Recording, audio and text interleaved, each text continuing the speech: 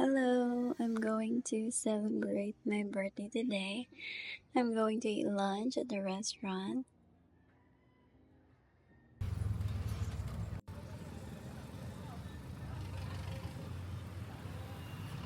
I will I took the tricycle. I did not take the taxi because I don't like the smell of taxis. And then I always bring umbrella.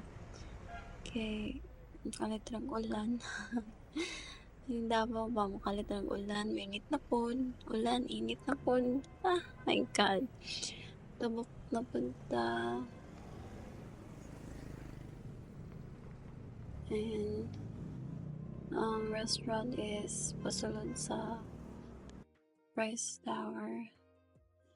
Pero baktas na pasulod and then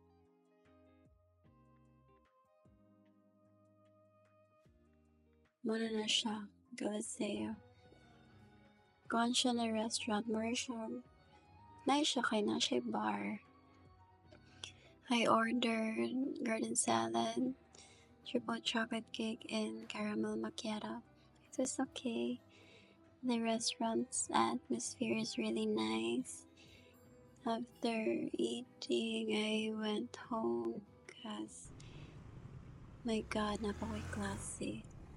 Muna akong sundo. Hello there. And mahapit pa ko Agdao Palengke to buy flowers. Mahal man sa mall magpalit. So, dito lang to sa Agdao Palengke. 250 lang siya. Sa mall, 800 ata. And kapoy bayag work. So, dito magpatakag gasto.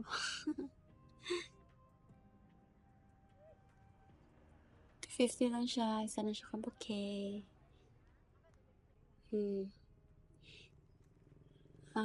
Mali na dayon ko. And ito akong sakyan.